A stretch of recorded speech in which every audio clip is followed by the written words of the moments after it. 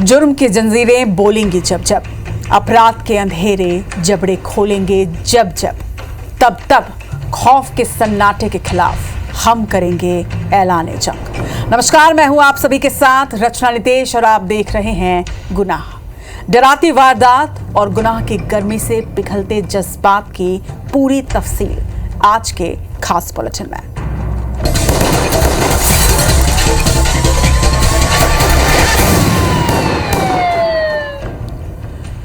मध्य प्रदेश की राजधानी भोपाल में अजमेर रेप कांड जैसा ही एक संगीन मामला सामने आया जिसने पूरे सूबे में सनसनी फैला दी। एक ऐसे कांड का खुलासा हुआ जिसमें एक निजी कॉलेज की हिंदू लड़कियों को शिकार बनाया जाता था। ये गैंग पहले प्यार के जाल में फंसाता था और फिर रेप कर अश्लील वीडियो वायरल करने की धमकी दिया करता था।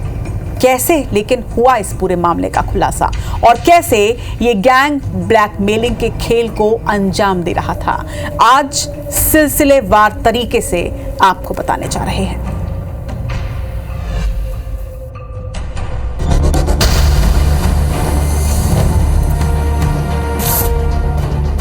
पहले प्रेम जाल में फंसाया, फिर अश्लील वीडियो बनाया, फिर शुरू हुआ ब्लैकमेलिंग का खेल। एमपी की राजधानी भोपाल से सनसनीखेज मामला सामने आया है जिसने बरसों पुराने अजमेर सेक्स कांड के जख्मों को कुरेद दिया है। दरअसल भोपाल के एक निजी कॉलेज में सीनियर छात्रों का एक ऐसा गिरोह काम कर रहा था जो कॉलेज की हिंदू लड़कियों को टारगेट कर पहले प्यार के जाल में फंसाता था, फिर अश्लील वीडियो बनाकर एमएमएस वायरल करने की धमकी देते थे।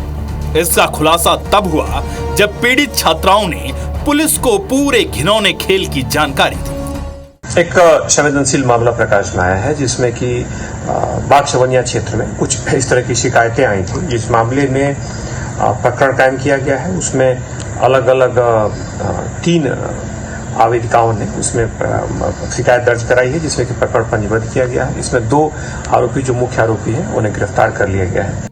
पीड़ित छात्राओं के मुताबिक ये सिलसिला 2017 में भोपाल के टीआईटी कॉलेज में पढ़ने के दौरान हुआ था, जिसकी शिकायत बाग सिवनिया थाने में दर्ज कराई गई है। फरहान खान, साहिल और अली जो खुद को हिंदू बताकर छात्राओं के साथ दोस्ती करते और फिर उनके अश्लील वीडियो बनाते। ये आरोपी छात्र कॉलेज के ही सीनियर छात्र हैं जो अपनी जूनियर छात्राओं को प्यार के जाल में फंसाकर अपने नापाक मंसूबों को अंजाम देते थे। ये सब एक कॉलेज का मामला है जो 2017 से, आज से बहुत साल पहले से जब ये सब पढ़ते थे तब से इनके आपस के जो भी बातें फिर निकल के आई हैं तब से है और तब से ही इनकी घटनाएं थी। तो अब जब पुलिस के सामने आई है तब पुलिस ने कार्रवाई की। वजह जब ये बनी, जब आप किसी पीड़िता को लगातार ब्लैकमेल करोगे और उसने जब उसको पुलिस ने सपोर्ट किया, पुलिस ने ये उसको आश्वासन दिलाया कि आपकी बातें गोपनीय रहेंगी और आपको पूरा हमने सुरक्षा का आश्वासन दिया और हमने उसको पूरा भरोसे में लिया है, तब ये एफआईआर दर्ज हुई। फिलहाल मामले में पुलिस ने शिकायत के आधार पर आरोपियों के खिलाफ रेप, ब्लैकमेलिंग और धर्म स्वातंत्र कानून के तहत मामला दर्ज कर लिया है। साथ ही जांच के लिए एसआईटी का गठन करते हुए 2 आरोपियों को गिरफ्तार कर लिया है और एक को जेल भेजकर आरोपियों के मोबाइल फोन जब्त कर लिए हैं। पुलिस का दावा है कि मामले से जुड़ी कई कड़ियों को जोड़कर पूरे मामले का खुलासा किया जाएगा और आरोपियों को सख्त से सख्त सजा दी जाएगी। उस छात्रा की रिपोर्ट पर थाना बाग सिवनिया में एफआईआर दर्ज की गई है।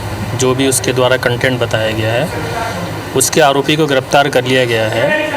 और भी जो पीड़िताएं सामने आ रही हैं उनकी तरफ से भी भोपाल में और 2 थानों में भी एफआईआर दर्ज हुई है और इसमें जो आरोपी फरार हैं उनको पकड़ने के प्रयास जारी हैं और पुलिस कमिश्नर महोदय के द्वारा एसआईटी बना दी गई है जो प्रॉपर इन्वेस्टिगेशन करा रही है। पुलिस की प्रारंभिक जांच के मुताबिक आरोपी मुस्लिम समुदाय से, जबकि पीड़ित छात्राएं हिंदू समुदाय से आती हैं। ऐसे में ब्लैकमेल के खेल के साथ साथ लव जिहाद वाला एंगल भी सामने आ रहा है। सनसनीखेज खुलासे के बाद जब IBC 24 की टीम ने कॉलेज प्रबंधन से पूछा तो प्रबंधन ने ऐसे किसी भी मामले की जानकारी से इनकार कर दिया। शिक्षा यहाँ पे दी जाती है। ये सरस्वती जी का मंदिर है। हम लोग ना तो किसी को इस तरीके की मतलब किसी चीज को उत्साह देते हैं ना प्रोत्साहन देते हैं। ठीक है, यहाँ से जो बच्चे इसरो से लेकर नासा तक काम कर रहे हैं, कॉलेज का नाम रोशन कर रहे हैं, तो अंजाम दिया है नहीं दिया है ऐसा जानकारी हमारे पास कुछ नहीं है। हमारे पास अभी कुछ होगा, तथ्य होगा तो हम देखेंगे। कुल मिलाकर अजमेर कांड के बाद भोपाल से जिस तरह से संगठित गिरोह बनाकर हिंदू छात्राओं को टारगेट कर प्यार के जाल में फंसाने और कन्वर्जन के लिए मजबूर करने का मामला सामने आया है, उससे कई गंभीर सवाल खड़े हो रहे हैं कि क्या ये पूरा मामला सोची समझी साजिश है। सवाल ये भी कि संगठित गिरोह के पीछे कौन है, पूरे नेक्सस से जुड़े हुए दोषी जेल की सलाखों तक कब पहुंचेंगे।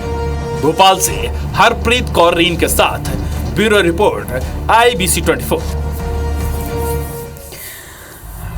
जिसने भी इस गुनाह के बारे में सुना है उसके होश उड़ चुके हैं। अब तक हमने देखा कि किस तरह भोपाल के अंदर ब्लैकमेलिंग और गैंग रेप कांड सामने आया, लेकिन इसे अजमेर पार्ट 2 आखिर क्यों कहा जा रहा है? आखिर अजमेर में ऐसा क्या हुआ था जिसे लोग बार बार याद करते हैं? तो चलिए आज गुनाह में हम आपको दिखाते हैं अजमेर का वो सेक्स स्कैंडल जिसने हिंदुस्तान को हिलाकर रख दिया था।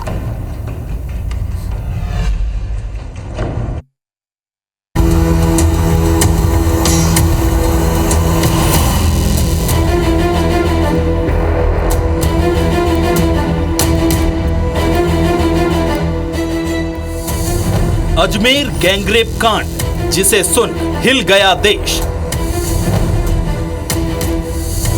हिंदुस्तान का सबसे बड़ा sex scandal. Ajmer gangrape blackmail कांड की पूरी कहानी।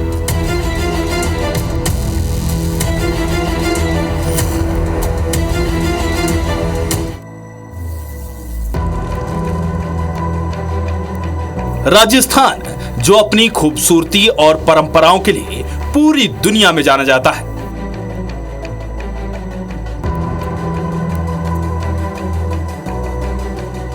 यहां यह इतिहास रहा है कि महिलाएं अपनी इज्जत बचाने के लिए जौहर की आग को गले लगा लेती थी। किसी के आंचल छूने से पहले ही अपनी जान निछावर कर देती थी। लेकिन इसी राज्य के एक पवित्र शहर अजमेर में 1990 से 92 तक कुछ ऐसा हुआ जिसने पूरे देश को हिला कर रख दिया। इस शहर में इन 2 सालों में 100 से ज्यादा स्कूली बच्चियों का गैंगरेप हुआ। हिंदुस्तान के इस सबसे बड़े सेक्स स्कैंडल का खुलासा भी नहीं होता अगर एक स्थानीय अखबार के तेज तर्रार और जुझारू पत्रकार ने अपनी जिंदगी को दांव पर लगाकर अपना फर्ज ना निभाया होता। क्योंकि इस गैंगरेप और ब्लैकमेलिंग कांड में अजमेर के सबसे ताकतवर लोग शामिल थे। इस केस का खुलासा कैसे हुआ और आरोपियों को कैसे सजा मिली ये जानेंगे, लेकिन उससे पहले ये जानना बेहद जरूरी है कि आखिर इसकी शुरुआत कैसे हुई। लड़के से कुकर्म के बाद शुरू हुआ ट्रैक। आरोपियों ने एक बिजनेसमैन के बेटे से दोस्ती की, उसके साथ कुकर्म किया और तस्वीरें उतारी। ब्लैकमेल कर उसकी गर्लफ्रेंड को फॉर्म में बुलाया। लड़के की गर्लफ्रेंड एक रईस परिवार से थी। जब वो फार्म हाउस पहुंची तो उसके साथ रेप किया गया। उसकी न्यूड तस्वीरें खींची गई। न्यूड तस्वीरों के जरिए उसे ब्लैकमेल किया गया। उसे अपनी सहेलियों को लाने के लिए फोर्स किया गया, जिसके बाद फॉर्म में जो भी लड़की पहुंची उसके साथ रेप किया गया। उसके बाद दोस्तों को भी ऑफर किया गया। हर लड़की की न्यूड तस्वीरें निकाली जाती रही। फिर उन्हें ब्लैकमेल कर अलग अलग जगह बुलाया जाता रहा। कॉलेज के बाहर फिएट गाड़ी हमेशा खड़ी रहती थी। इसी गाड़ी के जरिए छात्राओं को फॉर्म तक लाया जाता। कुछ इसी तरह 1990 से लेकर 1992 तक ये कहानी चलती रही। ऐसा करते करते आरोपियों ने 100 से ज्यादा लड़कियों को अपना शिकार बनाया और उनकी जिंदगी तबाह कर दी। क्योंकि एक बार जाल में फंस जाने के बाद उनके साथ बार बार रेप किया जाता। घर वालों को लगता कि वो कॉलेज जा रही हैं, लेकिन वो कॉलेज के बजाय आरोपियों के इशारे पर चल रही थी। कैसे सामने आया सेक्स स्कैंडल? आरोपियों ने जिस लैब में फोटो डेवलप करने दी थी, वहीं से न्यूड फोटोज लीक होना शुरू हुई। न्यूड तस्वीरें देख लैब कर्मचारियों की नीयत बिगड़ी। उन्हीं के जरिए तस्वीरें बाजार में सर्कुलेट हुई। मास्टर प्रिंट कुछ के पास ही थे, लेकिन जिरोक्स पूरे शहर में बांटे गए। वो अश्लील तस्वीरें जिसके भी हाथों लगी, उसने लड़कियों को ब्लैकमेल किया और उन तस्वीरों के जरिए उनसे रेप किया गया। परेशान होकर एक के बाद एक 6 छात्राओं ने सुसाइड कर लिया। यह खुलासा होता भी नहीं, क्योंकि बड़ी ही सफाई के साथ और बिना किसी डर के ये स्कैंडल चल रहा था और चुन चुन कर हिंदू लड़कियों को हवस का शिकार बनाया जा रहा था और उन्हें किसी चादर की तरह अपने दोस्तों और बाहर से आए रईसजादों के सामने बिछा दिया जाता था। ऐसे सामने आई गैंगरेप की दास्तान। शहर के बड़े बड़े अफसरों की बेटियां भी शिकार बनी थी। कुछ छात्राओं ने परेशान होकर पुलिस में शिकायत की। इस केस में अजमेर के यूथ कांग्रेस सदस्यों के नाम सामने आए। मास्टरमाइंड यूथ कांग्रेस अध्यक्ष फारूक चिश्ती निकला। नफीस चिश्ती और अनवर चिश्ती के भी नाम इसमें शामिल थे। रसूखदारों के नाम सामने आने पर पुलिस ने केस दबाने की कोशिश की। एक न्यूज़पेपर ने तस्वीरों के साथ स्टोरी पब्लिश की। स्टोरी बाहर आने के बाद से ही शहर में हंगामा मच गया। बात बिगड़ती देख तत्कालीन शेखावत सरकार ने जांच के निर्देश दिए। पोल खुलती भी नहीं अगर एक अखबार ने सच छापने की जुर्रत न की होती। उन दिनों अजमेर शहर में नवज्योति दैनिक नाम का एक अखबार निकलता था। एक रोज जब शहर के लोग सोकर उठे और अखबार खोला तो सबके होश उड़ गए। लोगों में गुस्सा फूटा, लेकिन पुलिस केस को दबाती रही। लेकिन युवा रिपोर्टर संतोष गुप्ता ने एक के बाद एक कई आर्टिकल छापकर सरकार को एक्शन लेने पर मजबूर कर दिया।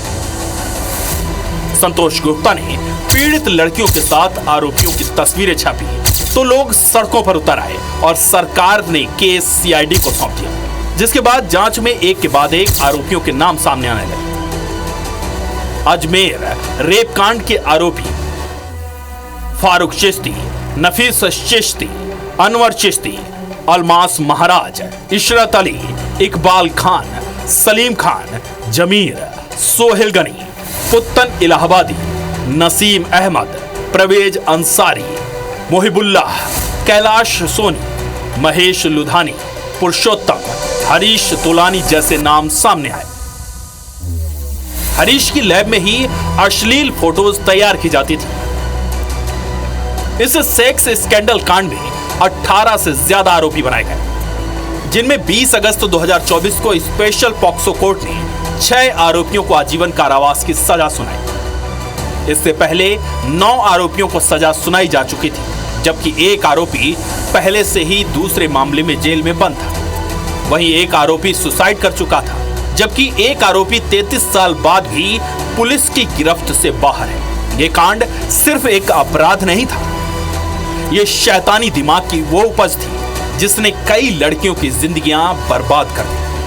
अश्लील तस्वीरें सामने आने के बाद कई परिवार अजमेर छोड़कर चले गए और दूसरी जगह जाकर पहचान छुपाकर रहने लगे। वहीं ऐसे भी हालात बने कि दूसरी जगहों के लोग अब अजमेर की लड़कियों से शादी नहीं करने लगे। ये दौर बेहद भयानक था और शर्मनाक भी। Bureau report, IBC 24।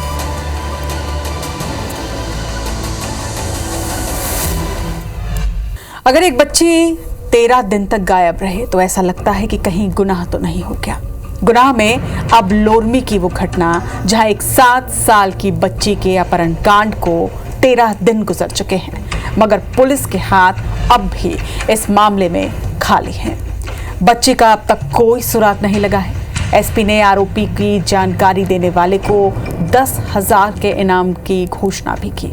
आज बिलासपुर आईजी ने भी 30,000 के इनाम का ऐलान किया। वहीं पुलिस अब संदिग्धों का नार्को टेस्ट कराने की बात कर रही है। कोसाबाड़ी गांव में रहने वाली 7 साल की महेश्वरी गोस्वामी 11 अप्रैल की रात से अचानक गायब है और उस दिन से परिवार वाले उसे खोज रहे हैं। पुलिस उसकी तलाश कर रही है, मगर वो अब तक नहीं मिली।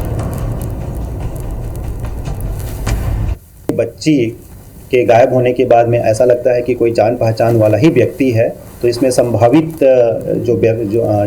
जो उसके गायब करने में जो शामिल लोग हैं, कि कुछ संभावित लोग या संदेही हम लोगों को मिले हैं, जिसके लिए हम लोग आगे विधिवत प्रक्रिया के द्वारा नार्को टेस्ट करने का हम लोगों ने प्रक्रिया प्रारंभ कर दी है। बच्ची के लिए मैंने 10,000 रुपये इनाम की घोषणा की है कि इस अज्ञात आरोपी जो बच्ची को ले करके गया है, उसके संबंध में अगर किसी प्रकार की जानकारी देता है या इसमें सहायता करता है तो उसे 10,000 रुपये का इनाम दिया जाएगा। और अब एक ऐसी घटना जो रूह कपा देगी। गुना के नजूल कॉलोनी, जहां रात के सन्नाटे में चोर चोरी करने एक घर के अंदर घुसे। चोरी की नीयत से घुसे नकाबपोश 2 चोरों ने यह महिला को सोते हुए देखा। उनकी नजर महिला के कान पर पड़ी, जिसमें उसने सोने की बालियां पहन रखी थी। चोरों ने पहले तो कान की बालियां निकालने की कोशिश की, मगर इस बीच महिला जाग गई। महिला के जाग जाने पर चोरों ने उस पर हमला किया और धारदार हथियार से उसके दोनों कान काट दिए।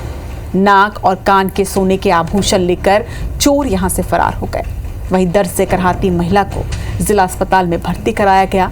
वहीं इस घटना के बाद इलाके में दहशत का माहौल है, साथ ही लोगों में गुस्सा भी है। इधर कोतवाली पुलिस ने मामला दर्ज कर लिया है और आसपास के सीसीटीवी फुटेजेस खंगाले जा रहे हैं। 2 चोर आए थे और उन्होंने बस आते सही और मेरा गेट हटा के और मेरे से बिल्कुल झूम गए, तो उन्होंने मेरे कान काट दिए। दोनों मेरे कान के सोने के ले गए, नाक नोच दी, मेरे नाक ले गए। टापली में सोती हूँ तो उन्होंने चद्दर हटा के घुस गए भी। मैंने उन्हें जैसे उन्होंने चद्दर हिलाया, मैंने कहा कौन है इतने में तो भी अंदर आ गए एकदम से और मुझे सोते के सोते ही दबा कर मेरे सामान लौट ले। गुनाह में आज के लिए इतना ही। कल फिर आएंगे गुनाहों की नई कहानियों के साथ। तब तक सतर्क रहिए, सावधान रहिए और सुरक्षित रहिए।